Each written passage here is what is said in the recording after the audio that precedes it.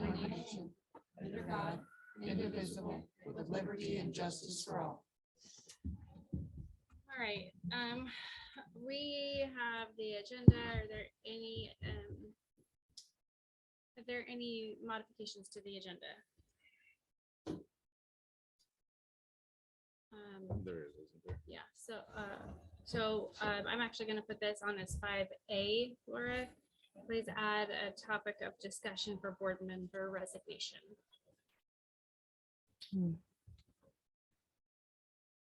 Are there any other topics that we wish to add or remove from the agenda this evening?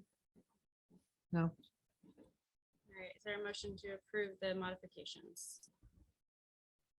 I'll make a motion to approve the modifications. All right, Ryan's motion to approve the modifications. Is there a second? I'll second. All right, Ryan motion, Step seconds. Linda, do you have a vote?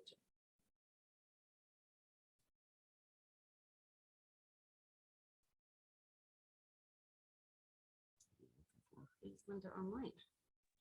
I don't see Linda in here. All right, we'll go with the quorum here. Deb, vote. Yes. Christine, yes. Ryan? Yes. All right. Laura, could I trouble you to see if we can get, or not Deb, sorry, Linda on? Do we have a, You have Linda's phone number. do you have it? I'll Will you do that?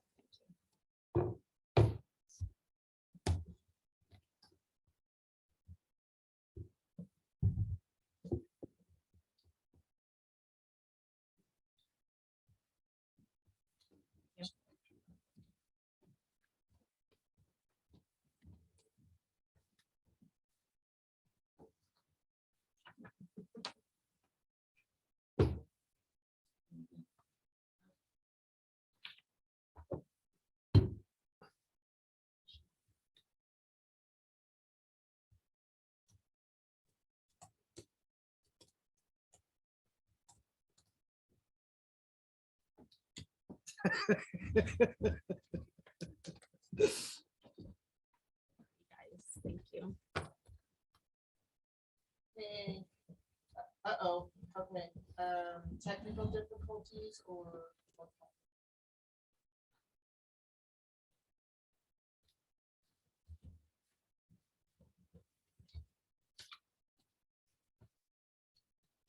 Uh-oh, okay.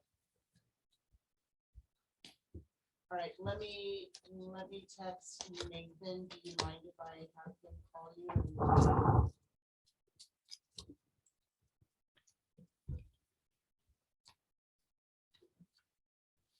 Well, I sent out the invitation to the public maybe an hour ago because I didn't see that No, one. thank go you. out, So check the email for that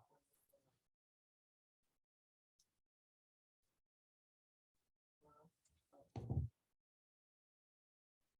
Okay. You want me, I can go in and I can forward it directly to your email. Do you want me to email it to you?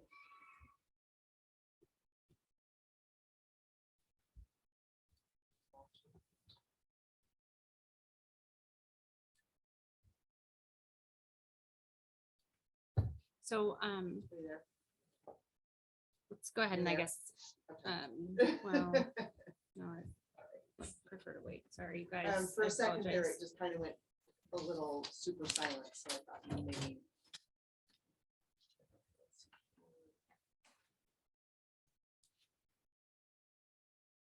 Could possibly be, yes.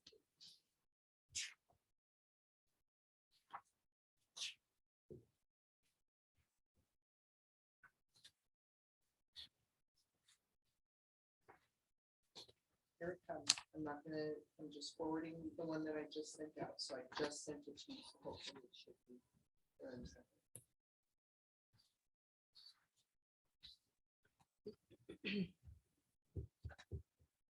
And Nathan, I see you scrolling up and down. We're getting Linda situated right now on the phone. So thank you for your patience, everybody.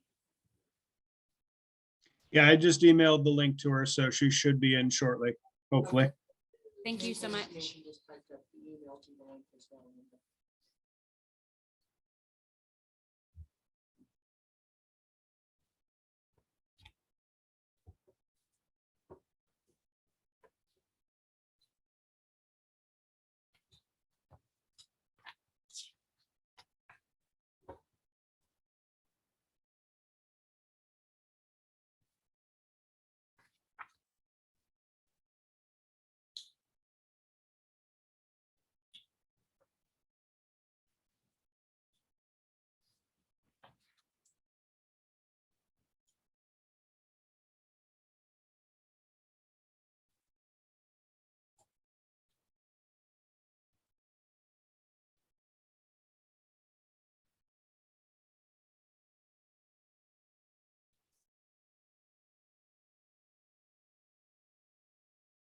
Maybe once you check them out. Are we checking mics right now? Is that what he You wants? just asked for her to check. Oh. it out. Your mic. Hello, it's on. So, But this phone keeps dropping.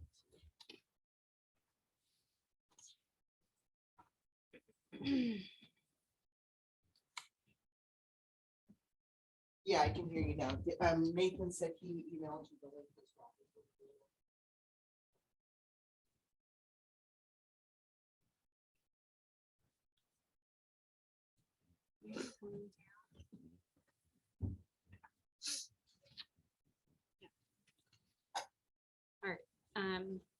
I guess let's, for the sake of time and let's have some, having that, let's go ahead and move into our first discussion, sorry, not discussion, but first agenda item. So can we get the superintendent's report, Mr. Gallagher?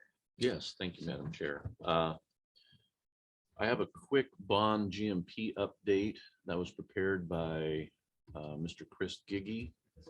By the way, we have secured Integrity Management Solutions as a project management for the bond project. They came in with a quote that was less than 75,000, and so board policy allows me to authorize that. And they're going to be volunteering a lot of their time to the project, and we're really excited about working with them as we move the bond project forward. We met this afternoon with CB Construction and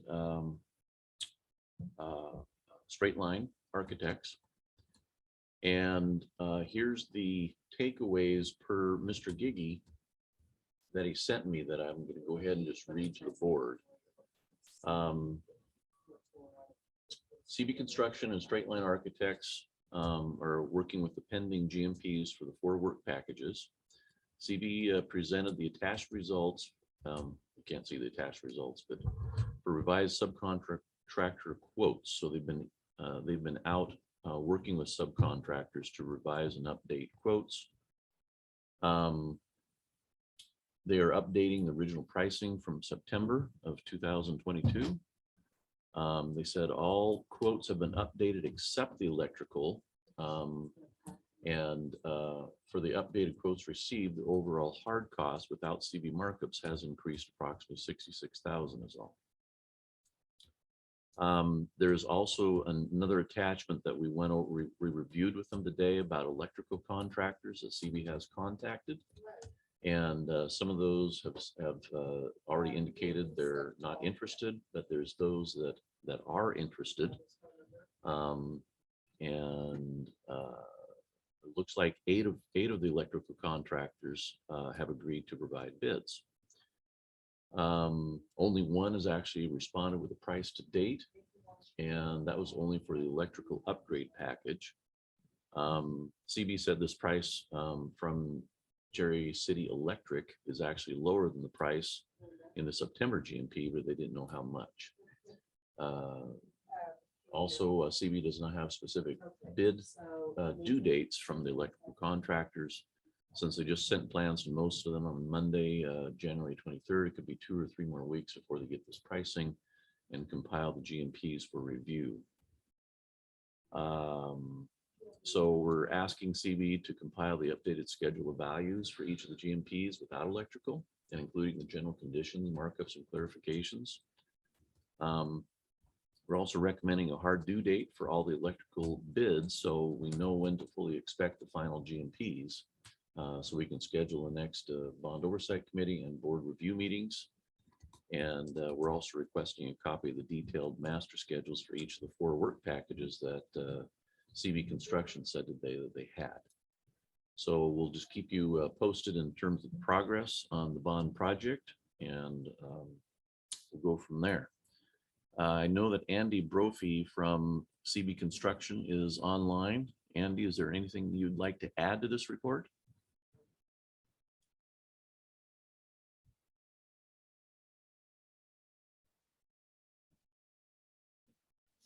You may not be able to unmute right now, just because I know Nathan's working on a different situation for. Yeah, So.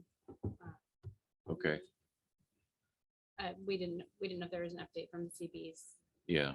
project manager. Nathan, are you there? Yeah, who do we need to unmute? Sorry, I missed that. Andy Brophy.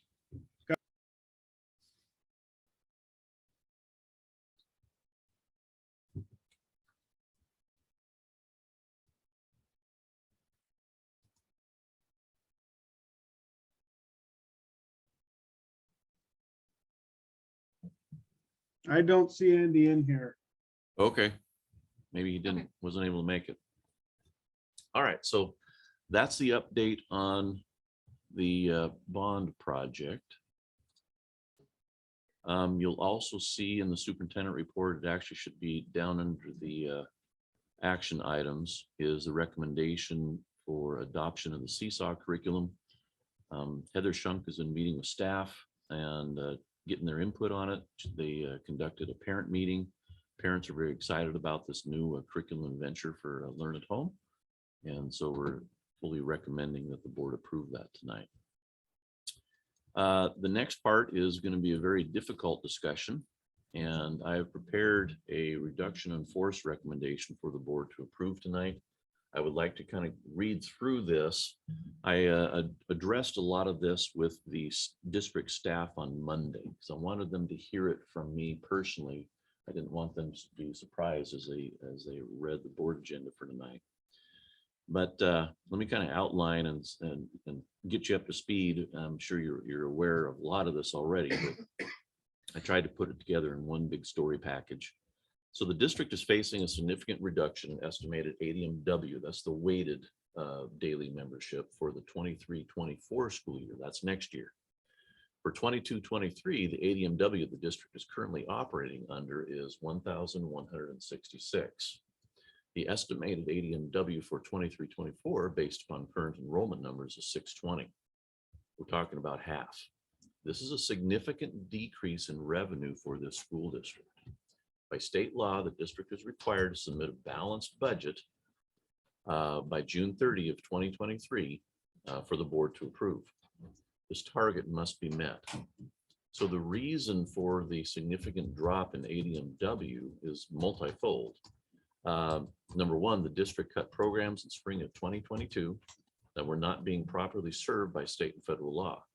To provide proper services to those programs would have been a deficit to the district. But the cuts to those programs also created a loss of ADMW. The Learn at Home enrollment for 22-23 ended up approximately half of what was budgeted. This is consistent with other online programs throughout the state as a loss of enrollment. Also, Learn at Home enrollment for 23-24 will need to be capped at approximately 217 ADMR. That's the number of kids.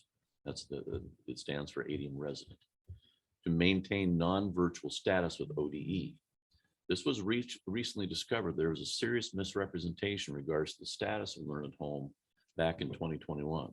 And I'm working with the Oregon Department of Education on a transition plan that allows the district to maintain the non-virtual status. And that's very important, because if we lose that status, then we lose the ability to bring in kids to not only learn at home, but brick and mortar from the surrounding districts. ODE has been very compliant with this. They're working with us. I've already submitted a plan to them, and they're moving up the food chain right now for approvals. Contracts. Since I arrived in March 2022, our staff has been evaluating every contract the district participates in by asking 3 questions. 1 is, do we still need this service? 2, if we need this service, can we provide this service from within? 3, if we can't provide the service from within, is there a better product that costs less that the district could secure? By embarking on this process, the district has significantly reduced overall costs, as evidenced by the budget report at the January board meeting. Some drastic examples of these reductions are the Learn at Home digital platform. We spent $1 million during 21-22, and we've gone out for the process, and we've secured a new platform that will cost us for 23-24 at $58,000. Google advertising cost during 21-22 was $380,000. And we searched for a way that we could do that with in-house for the same effect, and it's going to cost us approximately $6,000 next year. There's also a venture capitalist project that was out of bounds for district use of funds, and it was a $500,000 contract with requests for additional funding. We canceled that last spring, and that was a savings about $150,000. Now, there's so many other contracts that I could go through. The list would be a mile long in terms of savings anywhere from $3,000 all the way up to $40,000. In fact, I was working on some communication stuff today. It is a way to try and save some money. Also, what we've done is we've reestablished relationships with regional services. When I arrived, the district was very isolated. Since then, we've reestablished relationships with LBL ESD, county officials, Corvallis Library System, Public Health, etc. And these organizations are providing direct services now to our district through state funding sources, different than our district. This alleviates the district budget from having to provide these services internally or reach the outside sources in the open market. Checks and balances. The district has also employed a checks and balances system for any requested requisitions. There are multiple layers of approval now in place before district funds are spent. HR reset, we just went through that. The board of directors recently approved new salary schedules with 2% steps at the last board meeting. The project rebalances compensation packages throughout the support staff while remaining competitive within the region.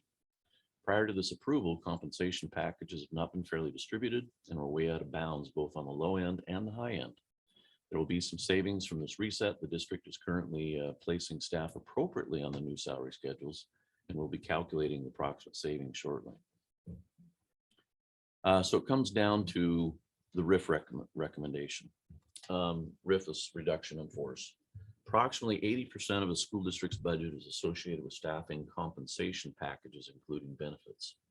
The district still needs to continue operating. This cannot reach to the full 20% to balance the budget. We still have to buy diesel for the buses and turn on the lights and the heat. And we're at the point where the district will have to reduce overall staffing to balance the budget by June 30, 2023. The target range, and I'm just giving a range right now, is approximately 3 to 5 million of our $11 million budget. That's severe. I'm recommending 2 stages for the RIF. One is the first stage that will occur mid-year between now and June 30th. And the second stage will be part of the 23-24 budget development. We're also announcing a spending freeze along with the RIF. Were only necessary items we purchased. The analogy I use, if you need 1 test tube to run your lab, we'll buy you 1 test tube. We're not going to buy 3. It's that type of a spending freeze. So we're still able to operate, educate, do what we need to do, but there's going to be a lot of no's in terms of requests for additional things that could be put off till next year, or maybe if you're out of paper and the teacher next to you has a whole bunch of paper, we need to be sharing that paper, you know, to make sure that we're being very mindful. We have to keep in mind every dollar we save now takes it off of that target. So if that target is in the 3 to 5 million range, every dollar we save now will take that down, and it will impact in terms of a positive nature in terms of saving jobs. So I don't know at this point how far down we need to go in terms of the reduction in force. I just know we're at that point where we need to start thinking about that. I need time to notify the union officially and alerting our staff to it. And there's policies that we have to follow in terms of classified staff. And it's based upon, board policy says the RIF for classified staff is based upon seniority and evaluation and performance. It's tough to reach the latter 2 because this district has been very devoid of evaluations in the past few years. And so in some cases, the evaluations and performance can matter, but in a lot of cases, I doubt it will. It'll really hinge on seniority, the date of official hire. And with the certified union, we have to notify them 15 days prior to taking any action. That's going to be easy. I don't expect to be doing anything in the next couple of weeks. We're still trying to make sure we're building the proper budgets. I've been working all week with Lorraine on a supplemental budget for this year, as well as a budget starting to budget for next year. And also we've implemented a hiring freeze. We've been on a hiring freeze since October 2022. In other words, any positions that have been vacated, we fill from within if we even need that position to continue, or we absorb it with somebody else that's already on staff. So yeah, the second to last paragraph is important to note that any money the district can save this year can be applied to the budget target for next year, which reduces the target. business department's currently working on a supplemental budget for this year and starting to build the 2023-24 budget. And as this process moves along, we'll have more definitive figures that will narrow down the deficit target. Now, I'm going to tell you, this is going to be a very difficult transition for the district. You know, one of the advantages of being a small school district in a small community is the personal relationships that you build. But the way we have to go about this is we exit names. We will have to look just at simply hire dates and say, we need this many positions in this category, and we'll just have to go down the list. And then unfortunately, the names will have to be reattached. So it's not necessarily a name thing. If you have two that were hired on the same date and you only need one of those positions, then there are other ways to deal with that that we'll have to go through. But we have to keep in mind that we greatly value our dedicated staff. I mean, I can't think of a single person that I haven't thoroughly enjoyed in this district, both Learn at Home and brick and mortar. But we just have to wrap our heads around the fact that we're going to have to reduce those numbers. We built Learn at Home this year for 500 kids, and there are 282. I'm sorry. We have a plethora of staff, even in the brick and mortar. And this is going to touch all areas: administration, certified staff, classified staff, everybody. And the state of Oregon simply does not fund schools at the level to maintain our current staffing needs. I would love to continue with what we have. It's amazing to see the amount of adults that wrap their arms around these kids on a daily basis, because we have those adults here to do that. And that's something very, very special. And we want to protect that as best we can. But bottom line, if we don't do this, we will be shutting our doors within a year. That's no joke. If we do this and we balance that budget to where your revenue is here, your expenditures are here with a little shock absorber in between, that's a balanced budget, and that'll secure the future of this district. That we can build upon. That will maintain us opening the doors again and maintaining the longevity of this community. And so I know this is not easy. And we've been trying to do everything we can to try and mitigate this, because I had a feeling this was coming. And it takes a long time to go through and reevaluate contracts and look for other sources. Evaluate this, evaluate that. Can we provide that service in-house? Do we still need to reach out of house? Can the ESD provide it for us through their tier 1 funding, which is the funding they receive from the state just for our district? You know, we have to look at all those options, and we continue to do that. And it's not fun. It's not fun work when you have to look somebody in the eye and say, either no, I can't buy that for you, or guess what? You know, your name came up. I don't want to do that, but it's just one of those realities. So I'm asking the board to approve this recommendation tonight for reduction in force. That'll at least get the wheels turning. I don't know how deep we're gonna have to go. We're still crunching the numbers. And I'm seeing some real positive movement in terms of what we're saving this year already. But we are in serious dire straits, and we have to be able to continue functioning as a school district and serving the kids that we are serving right now. Sorry for the bad news. And that's all I have, Madam Chair, for my report. Board member, are there any questions for Mr. Gallagher on his report? I kind of have a couple questions. So I realize that we have to do this RIF. It's just the way it's got to be. You're not just targeting the Learn at Home staff, No. but this brick is- and mortar equally. Yes. It's district-wide. Okay. Absolutely. This is not Learn at Home's fault. It's No. just, that's where we saw the biggest decrease in enrollment versus brick and mortar stayed par for the course. Well, this is one of the reasons why last year I kept wanting to see what the difference was and why, or the numbers for brick and mortar versus Mhm. the learn at home. Mhm. Because I wanted to see, could brick and mortar support itself? Mhm. Because I was afraid something like this was going to happen after COVID. Mhm. And so I just want to make sure that Learn at Home is as equally staffed Mhm. as brick and mortar, Mhm. because I think that program is also extremely important to our district. I completely concur. Yeah. So we'll be doing this across the board, district-wide.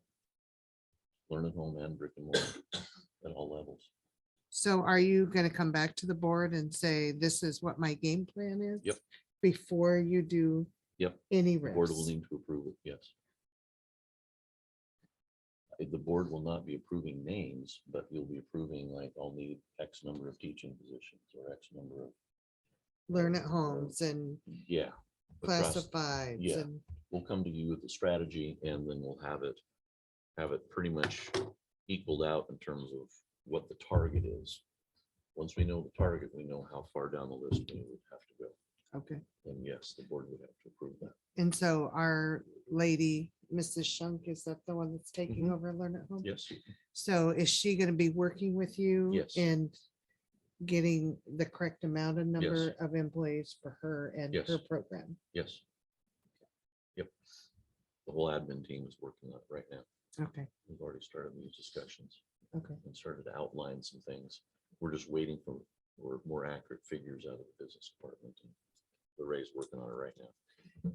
okay. She's getting And- closer. So then my other question was, I know we're on a hiring freeze. Mhm. And I have heard of people putting in their resignations, Sure. and are you just letting those positions at this time sit empty until we get done figuring out this RIF? Depends on the position. If it can be absorbed by somebody else, we'll have that other person absorb those duties. Like an essential type position. Like if, One secretary there, one secretary here. yeah, we'll still have to put somebody at those spots, but what we would do, we would fill that from within. Now, if there's people that resign that we aren't essential, yeah, we'll not fill that position. But any kind of movement will be filled from within. We're not going to be going outside and hiring somebody. Okay, And that's part of the savings and that's part of the calculation that Lorraine's been doing, because there's a number of those positions that we just have filled. We just bounce things around to different people, and different people have to wear more hats. mhm. That's just part of being a small school district. Well, I mean, I remember the day when we came out here, kindergarten, first grade was in one classroom, second, third was in one classroom, and not saying that's what we're doing, but Right. our superintendent was our principal, Right. not one superintendent and three principals. Right. And then we had, the superintendent and AD, so, Right. I mean, we just. Right. That's the kind of movement that I'm looking for. There will be reduction in admin for next year, absolutely. Any Okay. questions? So I have a couple questions. Mhm. So this is a two-part. You have a plan for a two-part reduction, and that's what we're looking at. Yeah.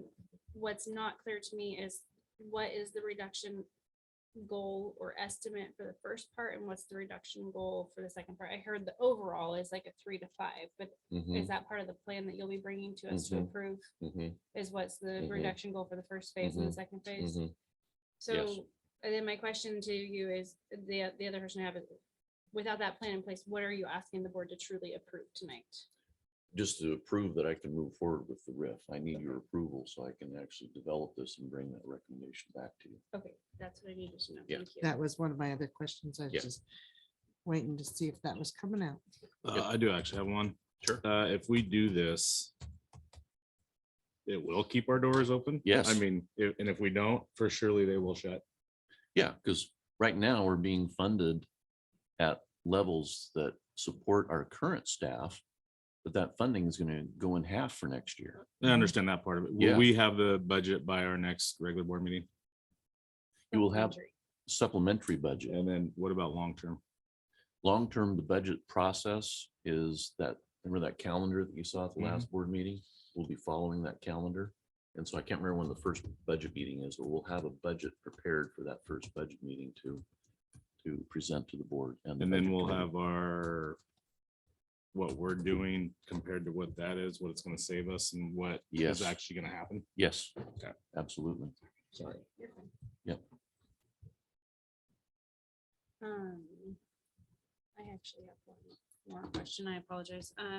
So I just want to clarify some numbers really quick. Go ahead. You said that we're operating under an ADMW of 1,166. Mhm. That is the ADMW for the 2022-2023 year, correct? Or That is was- that the that was- 2021-2022 year? That was the 21-22 year. Okay. That's what we're operating under now, because the state always takes the higher of the 2 years. And Yes. so that's what we're operating on right now. Next year will be significantly reduced to that 20. 620 20, yeah, isn't, but that 620 is that's an ADMW also, so that's an Yes. estimate because we don't, and that figure came from the state. okay, Yes, Oh, so that did come from the state? yeah. Mhm. okay. And then, okay, so I just want to get this right in my head, sorry. When we're looking at this year, like we're looking at the budget for 2022, 2023, and how we will be balanced at the end of June, Mhm. so June of 2023. For next year's budget? No, Or for this year? year's Okay, budget. For this year's budget. Are Yeah. we at a place that we are over budget No. based on staffing with the 2022, 2023? No, budget? So we're right not now over we're- budget in this no, budget cycle. No, actually, we'll be under budget because we're doing all these savings things. Okay, And that's going to be significant. I was looking at some of the initial figures this morning and it's well over 1 million already. And we're still putting the final. So that million will come right off the target, and reduce that, which saves positions. And we're calculating that right now. But we gotta get to 3 or to 5, 3 to 5. And we're still figuring out exactly what that's going to be also. so so in your plan, Mhm. this is all new to me, so I apologize. No, you're fine. This could very well be something that we're looking at next year on how we're doing our staffing. But you could notify staff this year, or No. how does that work? No, the balanced budget I'll be presenting for the board by June 30th by state law will be for next year. Right, So we'll have our revenue set and our expenditure set with that little bit of shock absorber there, which is normal for budget. And you'll be balanced for next year. So no, if we do everything what we need to do now, you're not going to be dealing with a RIF next year. no, sorry, Or I a guess what I'm saying deficit. is, do you have to riff in this budget cycle for ending 2023, or do we just plan to not staff the same way that we did? You know what I mean? Like, so positions would It would be, be nice. We need to try and save as much money as we can now. We have a short window to save some money in terms of staffing costs between now and June 30th. And that will come off the top for the target for 23-24, which minimizes that. See what I'm saying? Mhm. But we have to be strategic with what we do mid-year because, when you talk about kids, they have connections to staff. That is just like tearing their heart out. So we have to be very, very careful what we choose and pick. And in terms of staffing that we can cut now versus what we cut over the summer. and I guess then my final question and how this process works is, I get that not everybody gets a vote at the table. I get that's really hard to do, to take everybody's vote into account, but we do want to hear voices. Mhm.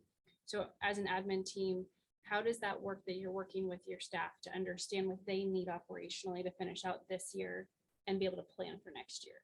How does that work? Are you talking the budgeting process? No, I'm talking or about, staffing? I'm talking about operational, like, Operations.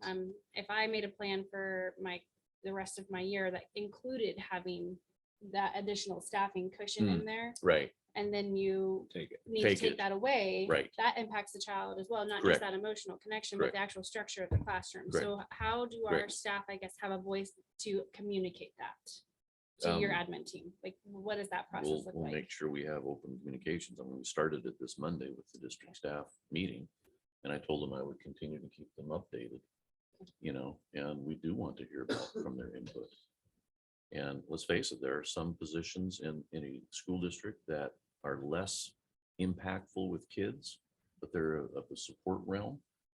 That's probably what we're going to be reaching to initially, is those types of positions. Trim a little bit here, trim a little bit there, those sorts of things. Because the impact to kids, if you start talking about classroom stuff, that's very impactful for kids, and we want to be able to minimize that the best we can. People are used to staff moving on over the summer. You know, that's just a normal course of things, you know. And so that's probably when we'll see the majority of the rifts is, you know, building the budget for next year, and we would alert those staff in the spring that, hey, next year your job's not going to be here. And the sooner we can alert them to that, the better, because that gives them an opportunity to try and find other employment.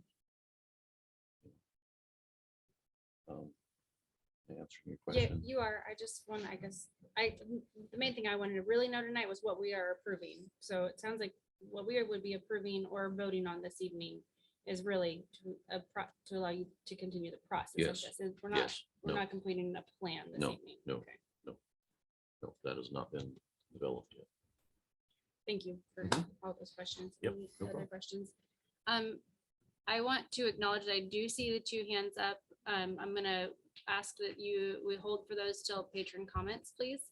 But Nathan, if Linda is online, could you please unmute her and make sure that she has the ability to ask for any questions that she has? I'm here. Yep, she's all, yep, there she is. Linda, do you have any questions? No, I kind of missed the first part because I wasn't able to get on, but I think I'm okay. Okay, thank you. All right, next on our agenda is discussion. I modified the agenda to have a 5A. So effective immediately this evening, Robert Webb has resigned his position as board member. We as a board need to, so I will share that I have already emailed Vince to understand not only the superintendent search side of this, but also the process in filling the seat when we're in an election. That seat is up already to be voted on and things like that. So I have reached out for information on there, but I guess I need to know from board members what questions do you have. And previously we filled the seats because there was a year left to go in the term. We do have a quorum with 4, but we don't have that tie vote break piece. So I guess I would like to hear from board members on what questions they have, so I can get those answers for the next board meeting. I guess, do we have anybody that's willing to fill a spot?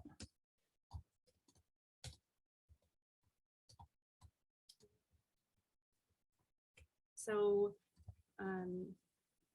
that is something our board secretary could send something out, correct? Mhm. Yeah, same process that we use to acquire Ryan and Robert. So is that something that the board is interested in doing? Is filling that spot for the short-term space? I'm a no. I don't It's a- think we need to fill it. We'll have to vote on it next month, but but I just want to make sure. So if I reach out to Vince, I can get the pros and cons of filling it in the short time frame. I just think, because their names go in the hat in March and it's voted on in May, and then the position starts July 1. Mhm. And I think February, March, April, May, June. I mean, we've done it with 3. But we're hiring a superintendent also. So this is long-term.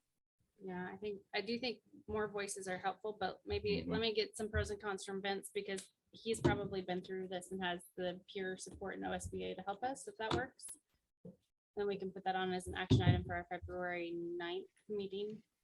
Mhm. Linda, do you have any questions that I can represent for you with Vince? No, I would just like to know what we do now. I think that we could do okay with 4. It was really hard with 3. And if we were 3, I wouldn't want to do that. I would want to bring in new people. But I would like the public to really understand that they need to go back into their pockets. And when they all said, oh, we'll put in for it, I'd like to be on the board, they need to do it because there's going to be at least 2 positions open now. Okay. I will also look up Robert's Rule of Order for a 4-person board because that is going to be completely different than a 5-person board. A 3-person board requires everybody to be unanimous. I don't know what if this is new territory for me, so I will get that to the board. I'll get answers to the board as soon as possible so that we can.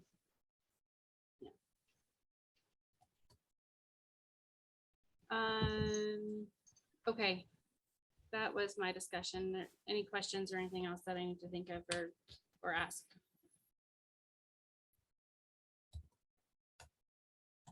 I don't think so. Then with that, local service plan 2023-2025, I believe that's in front of us with the ESD, Mr. Gallagher. Yes, it's just the time of year and they're getting this to you ahead of time so you can kind of look at and read it between now and then. We'll probably have Tanya Everest come in front of the board, much like she did last year, and present this officially and answer any questions that you have. I'm not sure which board meeting she'll be attending, either February or March, probably most likely March. And then just so you're aware, Linda probably doesn't have this. We'll get her a copy of it. We will but- need to get Linda a copy of it, yes. So we're currently on a tier 1 structure, and that's on page 54 to see what our school is receiving. Yeah, there's 2 tiers. Tier 1 is what's agreed to by the superintendent groups that are funded by the state dollars that the ESD receives on our behalf. And then there's also tier 2 services, which is something we can opt into on a per district basis. Mhm. And some most likely tier 2 costs us additional dollars unless there's some overage from tier 1 that we can use or apply to those tier 2 services.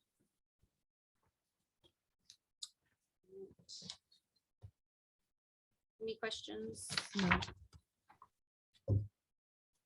All right, next is bond project managers for IMS.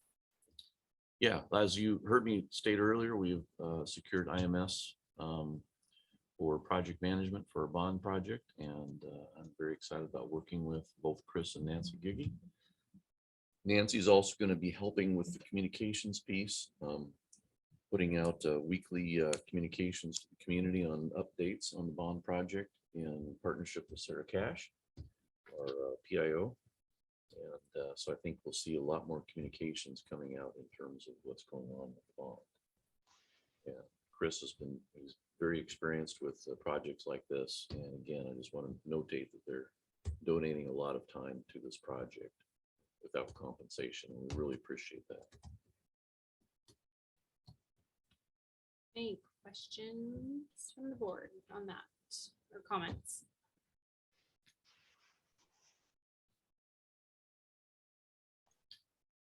All right. Thank you. And finally, the resolution to terminate Paradigm Learning Services. Yeah, Madam Chair, that's the platform that I referred to earlier. And we've been evaluating each and every contract in this district, and we've found what we feel is a better product and for a much cheaper price. And that's really going to help us move forward as a district. And there's a statement, yeah. Any questions from the board on that? All right.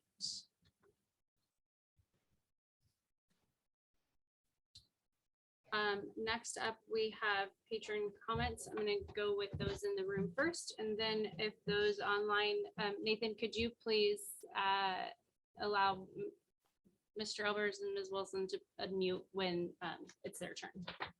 So first, Joni Olson.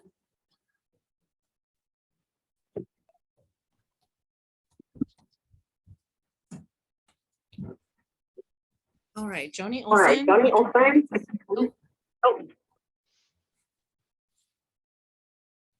I think we might be okay now. Okay. Thank you. That was kind of a shock. Okay, over the past few weeks, I feel like I've bombarded you with my thoughts, opinions, concerns, and things I'd like you to consider as you make decisions that impact your staff and students. I've asked questions and asked for information.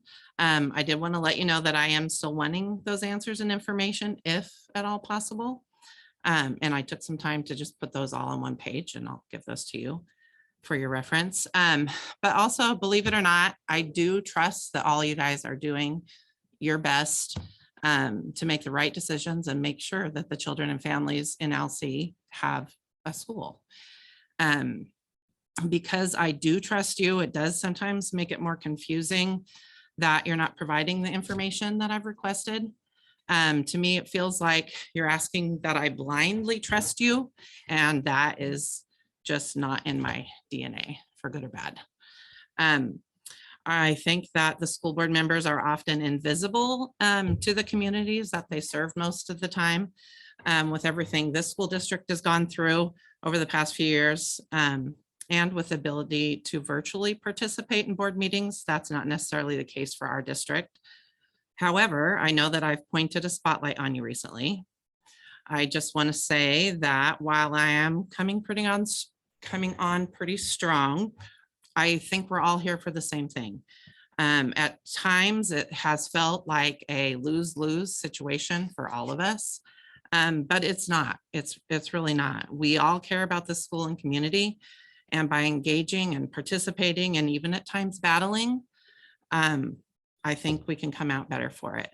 I added, so I wrote this out in advance. I added that I appreciate all your questions and discussion tonight regarding the RIF.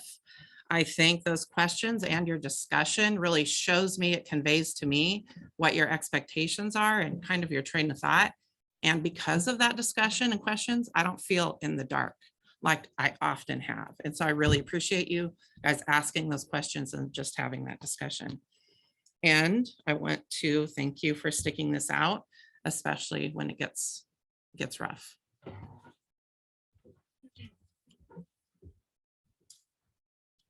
Can I provide this can I give Laura a copy also to put in the minutes? Yes, and I can also email it to you guys easily too. I just don't want to make a bunch of paper copies when they were probably all gonna.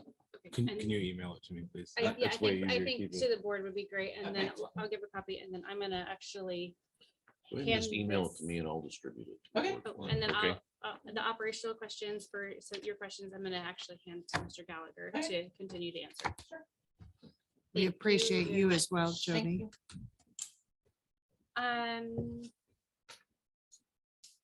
Mr. Boynton, did I pronounce that correctly? That's correct. I don't miss sitting on that side of the table, by the way. Good evening, members of the board. My name is Steve Boynton. I'm the former superintendent and the founder and CEO of Paradigm Learning Systems. Our two institutions have been partners over the last few years in the development, implementation, and constant improvement of the Learn at Home program. This deliberate and unique approach to education has created incredibly meaningful experiences for students who may not have been successful in traditional classrooms. In addition, our partnership has created about $4 million in revenue beyond the expenses of the program for the Alcee School District over the last few years. I'm here tonight on behalf of a talented and dedicated faculty and over 250 students and families, a majority who have been in this program for multiple years, to ask the board to intervene and stop leadership from committing educational malpractice. Specifically, I'm asking the board to deny the mid-year changing of platforms and to stop the undue stress on teachers and potential harm this may cause students. There have recently been some slanderous comments made about the Learn at Home program. We'll probably have to come back and deal with the impact of those statements at some point, but today I just want to set the record straight. This is not a financial decision. This program has benefited the Alsea School District immensely over the past few years. This is a diversionary tactic to place blame, to distract, and to cover incredible mismanagement. The potentiality of any savings after the 45 business day notice has expired is minimal at best and will be completely eliminated by less than 35 students leaving the program upon the change in platform. As I mentioned earlier, many of these families have been with us for multiple years and are here specifically for this program. You can reasonably expect to lose at least 100 students upon the switch, placing the district in even greater financial peril. As evidenced by Orva's recent mid-year platform switch from Stride to StrongMind and the millions of dollars in ADM funding they have lost in students leaving. There are not widespread technological issues in the LHO program. There have been 2 system-wide issues this year. One in September that was an Amazon Web Services issue that affected the entire West Coast. And one actually on Monday of this week when an AWS database log had an error, preventing students from logging in during the afternoon session for 1.5 hours. Our portal has an uptime has exceeded 99% this year. 96% of all reported technical issues are local issues. These could be user error, improper computer and router setup, inadequate internet connectivity, etc. The Paradigm staff have made many suggestions to Alsea staff to help mitigate these issues this year, and our recommendations have been largely ignored. One of the first signs of an institution in peril is when the communication is restricted and transparency in decision-making is removed. It should raise several red flags for you that staff was never consulted on this decision to change platforms. It should concern you even more that families were never able to talk about the harm to students' confidence, motivation, and renewed appreciation for school that a drastic mid-year change of this nature may cause. If you wish to make a change between school years so that staff and families can make informed decisions about whether or not to participate in this new approach, I fully support it. But to make a change now is in fact educational malpractice. The success of this program has been undermined and sabotaged from the beginning of this year. The process that has brought us to this point has been fraught with deception, dishonesty, and deceit. I am unsure if this mid-year decision is being made through incompetence or malfeasance, but in an effort to help the board make that determination, I will be filing several Freedom of Information Act requests for the records of the superintendent's communications. My legal team will share our findings at an appropriate time and place. I hope that you can see through the deception and make the decision to honor staff and put students first. Please let them finish what they started. Mr. Boynton, could we please have a copy of your letter as well? I will send it to you, but Can you send it to superintendent so he can I distribute? will send it please? to the board and copy the superintendent. Thank you. Actually, we do have the option to ask a question if we'd like one. Are there any questions that the board has for Mr. Boynton? Okay. Online, Mr. Elbers, are you able to unmute? Can you guys hear me? Yes. My question is in regards to the RIF. If an employee is planning on resigning or has resigned, in regards to the, what's the word? I'm sorry. I'm still trying to grasp what the gentleman before me said. Seniority. So if an employee that deals with the same, I'm sorry. You're fine. If an employee deals with the same kids and deals with the same work schedule and does essentially the same thing, does seniority still stick? If that makes sense. If they're planning on already resigning, say at the end of the year. So can I read that back to you? Make sure I understand the question. Same job, if they have the same job description. Okay, so if two people are hired into the same job description and role, and one has already resigned, does seniority take place in that RIF conversation or decision? Is that what you're trying to ask? Yes. Okay, I'm gonna direct that question to the superintendent. I am gonna ask that you please take time to research that and then follow I up need to research that. on what that looks Yeah. like. Just Keenan comes to me tomorrow. I can help answer that. I think that would be helpful for the board to know as a whole Sure. also. So Yeah. my understanding, so if this person is resigned, does this person become the senior person? Is that what I'm hearing? Yes. So is the seniority moving to the next step because this person is now gone? So I think that's the clarifying part of that. Yeah, seniority only applies to those that are continuing to be employed. Right, so this person has seniority, this person's coming in behind, they leave, so then this person Yeah. has the seniority. Yeah. So this person would be then Yeah. above the next, Seniority is always determined on hire date. right? Okay, and so Keenan, it sounds like you have some good questions about how that seniority process works. I'm gonna ask if you'll Yeah, meet with just Mr. come see me. Gallagher, and then I think that the board needs a summary of some of those questions and the follow-up of that, because I think those are good questions for Yeah. for us to know also. So thank you for that. Okay. Thank you, guys. I apologize for the word stumble. Again, I'm still kind of trying to grasp what the gentleman before me said, so. Thank you. Ms. Wilson?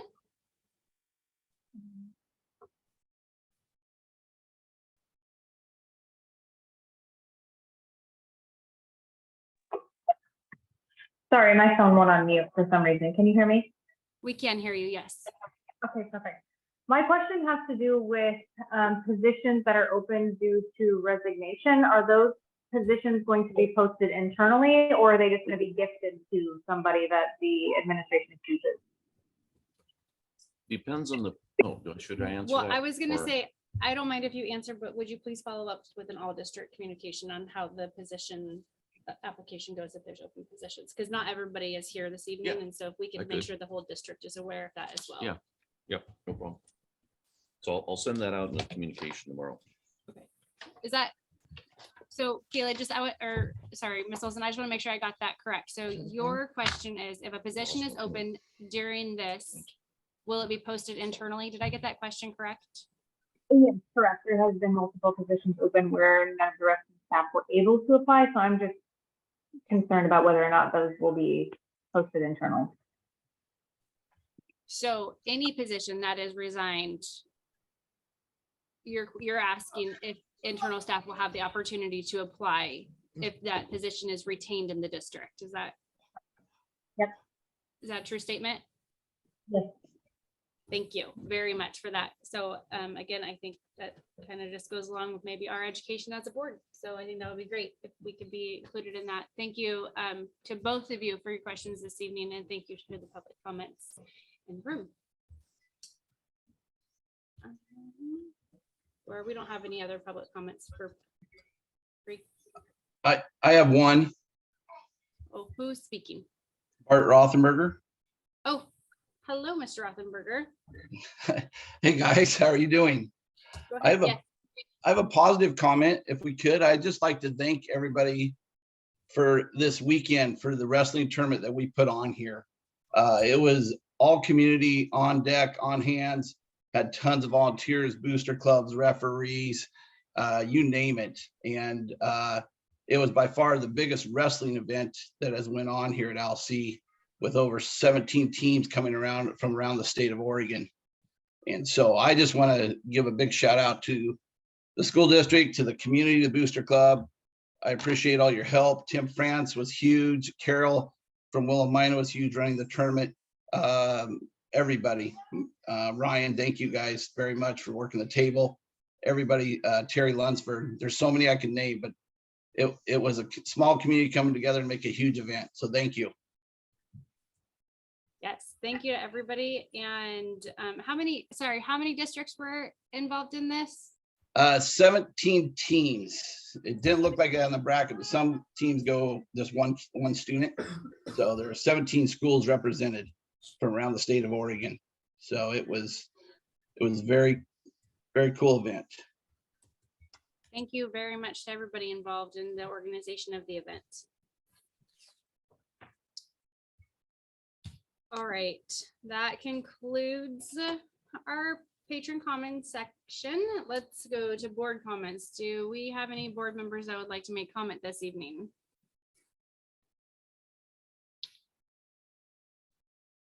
I don't think so. Not at this time.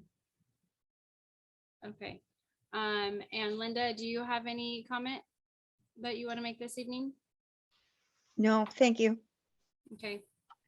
To the board really quick, Andy is here now and he's able to unmute. Does the board have any questions or feedback that they would like to ask of Andy from CB Construction? That was in our previous discussion. Probably better not. Okay. Thank you, Andy, for being here. I think we do not have questions this evening. Let's move into action items. Action item 8A is going to be the Seesaw curriculum approval. Mr. Gallagher, do you have any additional information from Ms. Shunk and the Learn at Home team regarding the Seesaw curriculum approval? Is Heather there? Can you unmute Heather really quick? Yep, she's-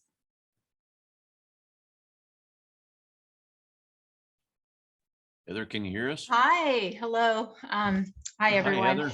Hi. So I can provide a really great update. We had a very well-attended meeting with families last week who were very excited to hear about the jump in functionality that they will have. Students will now be able to upload their work in a variety of different ways. Teachers will now be able to progress monitor the work and provide actionable feedback for them. Parents will be able to jump in, and I know I shared this last week, but it's a big jump in functionality and oversight of what's happening academically within our school. So everyone is really excited about that. I received emails from parents that I can forward to you that are very excited about what this looks like for their children. And a big deal is the teachers. The teachers are super excited and have communicated just how many resources and how happy they are with the extensive amount of resources that this one platform will provide. Currently, teachers are using a wide array of other platforms, and what is successful, is going to be respected and continued, but this will give us a really great framework and foundation to move forward with.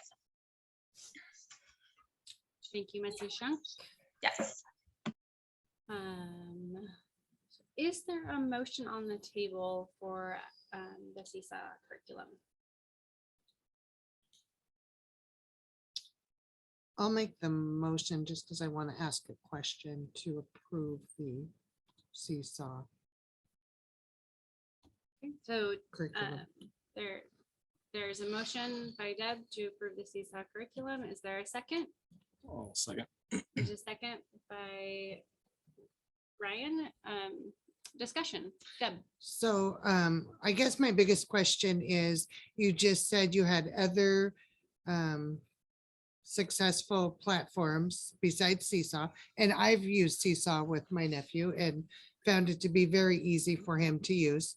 But I guess my question is how many platforms do we need to use, or how many curriculums that the Learn at Home need to use? Yeah, so, and that's a really wonderful question. So in the research that I have done in meeting with teachers, all of the teachers for various grade levels, teachers tend to, even in the brick and mortar, will find something that they know will supplement in a really great way and add depth to the lessons. And so that's what I'm referring to. So for example, there's really wonderful online platforms for accessing, different books at different levels and that type of thing. So they can embed that into the Seesaw. All of this can be embedded in. So I guess what I'm saying is that similar to brick and mortar, when teachers kind of look outside and see what can add more robust experiences for the academic pieces in their classes, they're doing that. Many, teachers are resourceful, and they are, they can add in these pieces at zero to very little cost. I know I met with teachers yesterday that have been using a program that they spent their own money, like $200 on, so that they could have access to really wonderful, literacy pieces for their younger students. So it's kind of something that us educators do.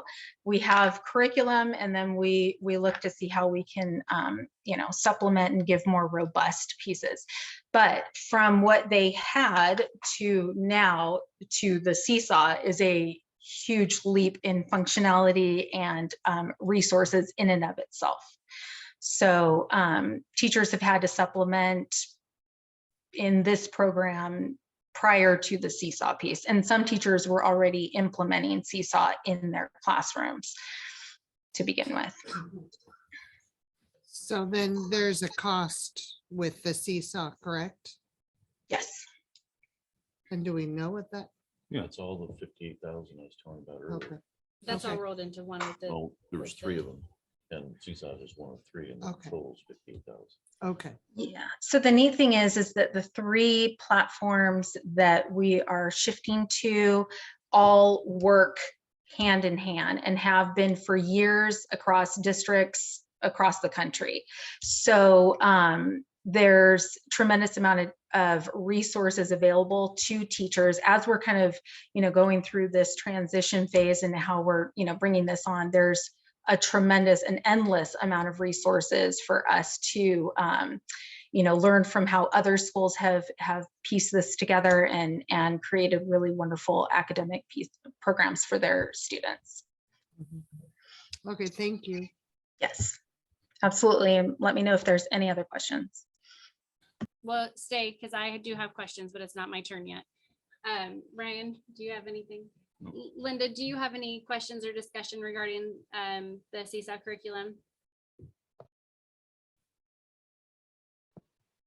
No. Okay. Ms. Shunk, you mentioned the collaboration between the teacher and the student.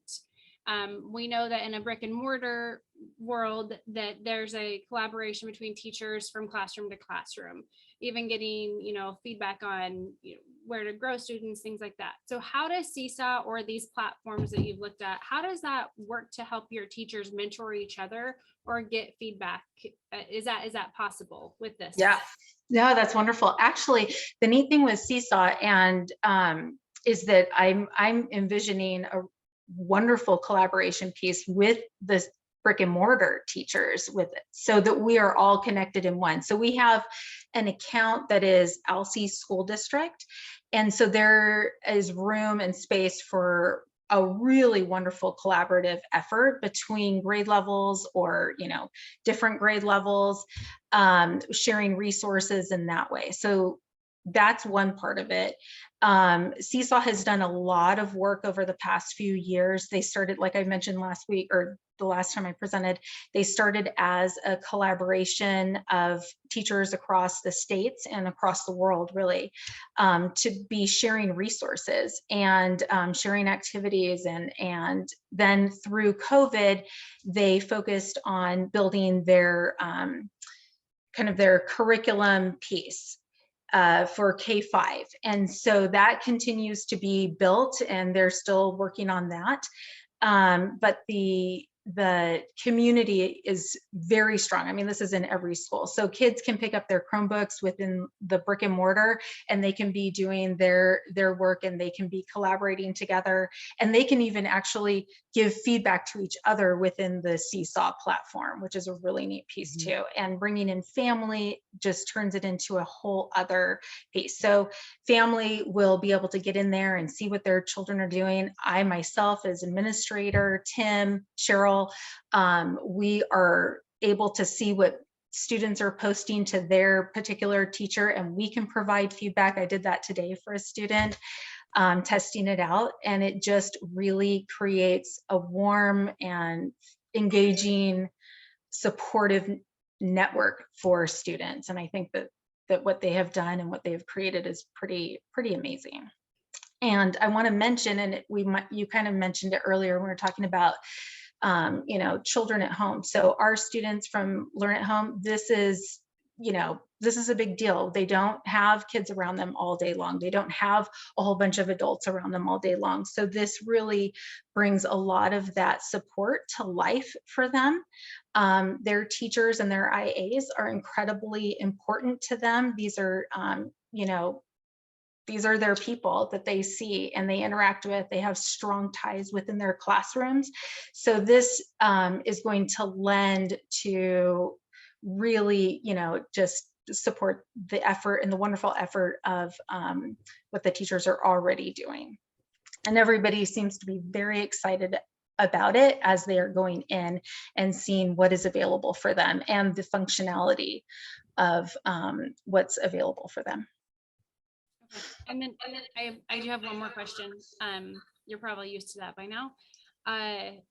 When I looked at the contracts for this, it mentioned a 400 cap student limit, which is well above what we have with Learn at Home Oregon with our student population. So have we looked at the possibility of some of our brick and mortar students actually using this, if it would be able to help them intervention wise, Yeah. things like that, to offer them a different platform within the brick and mortar building? Yes, that's always a possibility. And we've been doing that all year with some students that need that extra support. I've also asked Heather to reach out, and especially with the targets that we're looking at for Learn at Home for next year, to find a way to reduce that 400 down to more like 300. And so, I can speak to that a little bit as well. I know Holly Olson is using it in her classroom and has been for a couple of years. One of the other elementary teachers is, and I can't recall who it is off the top of my head, but we do have teachers who are using them already. When we set up the account, it merged any existing accounts under our LC domain with the new platform. So those have already been folded into our new Seesaw setup. Yeah. And that just adds to, a deeper connection between colleagues that are working online and colleagues that are in brick and mortar. So it's pretty fantastic. At the end of the year, the parents are able to see a portfolio of their entire, of everything that their child has created and posted and submitted.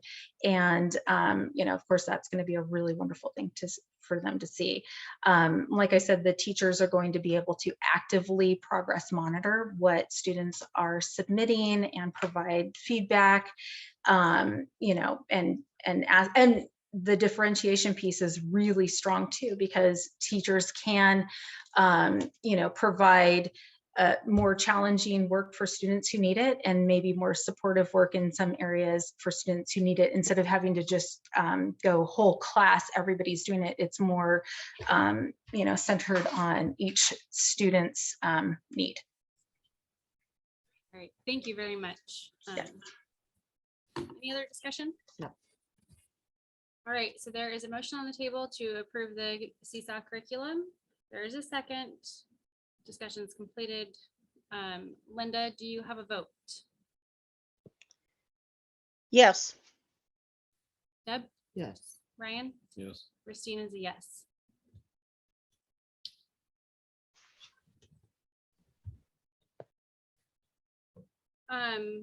Okay, next up is action item B, the RIF approval. There is a document, again, there's the memo recommendation underneath there. Is there a motion for the RIF recommendation?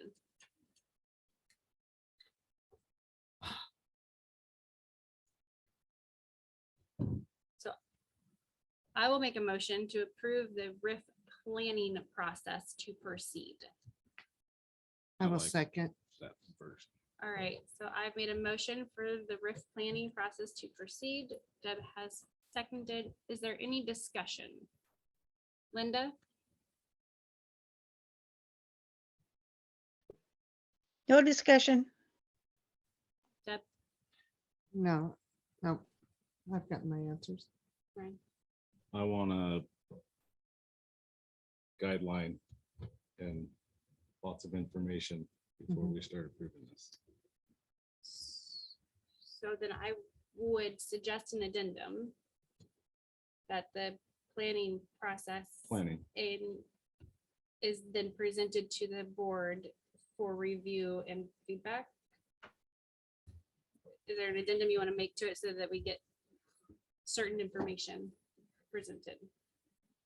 This approval only allows me to move forward with it. Yeah. You'll that's- still be bringing back the plan for Okay. your approval once we have that. Perfect. Yeah. That's just what I want to make sure that. Yes, absolutely. We get that Yes. before Yes, this can move forward and yes. This only allows me to move forward with the Perfect. planning. I would say that in that planning process, your board is, I'll speak for myself. I would like to make sure that what we do for this district is best for the students and the staff.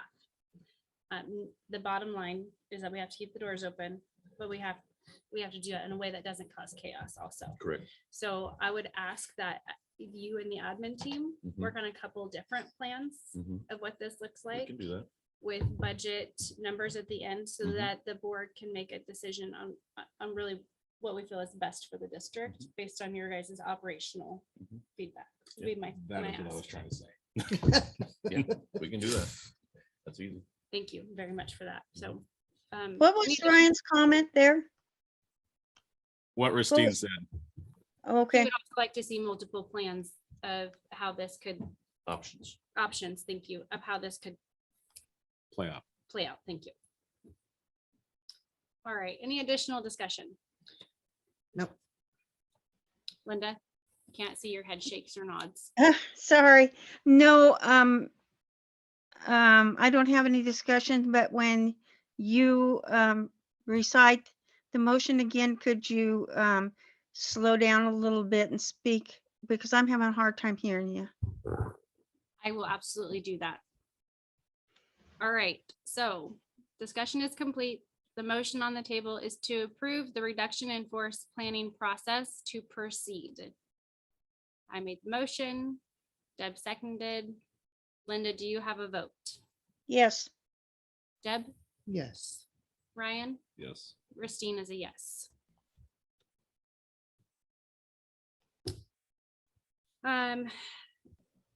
Action item 8C is the termination of Paradigm Learning Systems. And there is a memo in the attachments as well for the board. Is there anything you would like to discuss with us based off of this? Well, For me? you can Me? share first No, before our it's motion. as presented. Is there a motion? I'll make a motion for the Paradigm contract termination.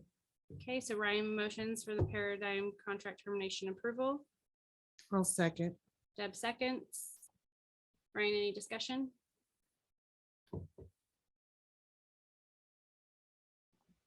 Deb? No. Linda? no, Christine. I'm just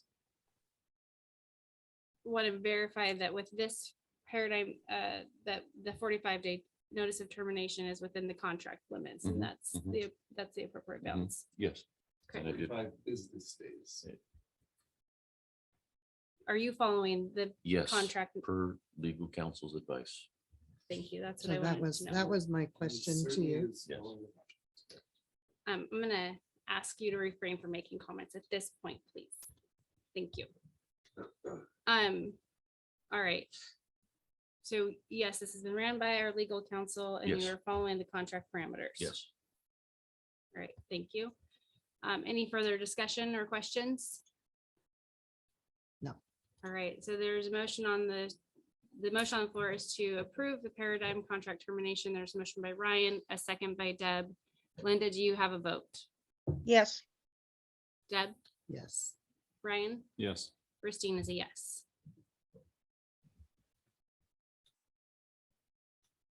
And then action item 8D is the superintendent salary reduction. And again, there is a reduction contract memo. And Mr. Gallagher, can you please present that to the board before a motion? Sure, with all the budgetary issues, I think it's important that I step up to the plate and let people know that we're a team. And I'm certainly not gonna be unscathed by this either. The district is not in a position for the superintendent to be taking any vacations or anything like that, because you guys need somebody every day to be on duty through the end of June with everything that's going on. But I would like to donate 10 days back to the district. And that would be settled in the final check in June as my way of giving back to the district and making sure that people understand we're all in this together. And I'm sorry about the rifts. I'm sorry about the budget. I'm doing our very best, but I feel like I need to be a part of this also. Appreciate that.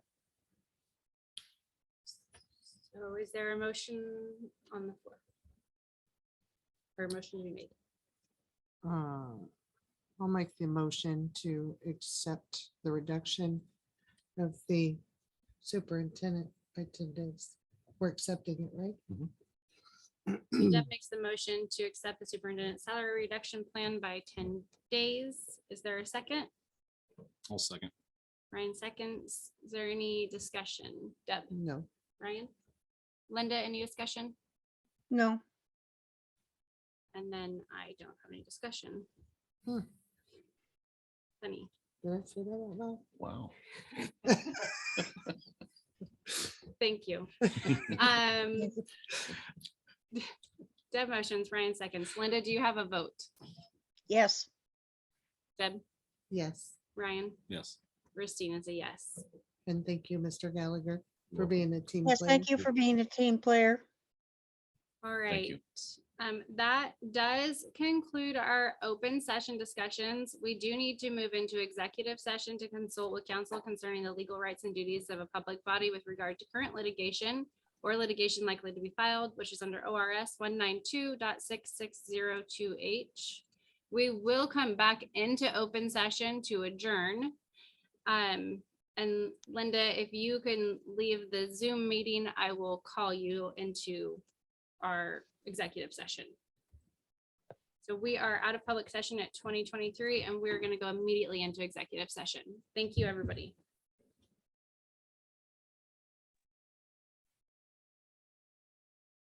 Okay, we are back in open session at 20:52. There's no additional business to take care of.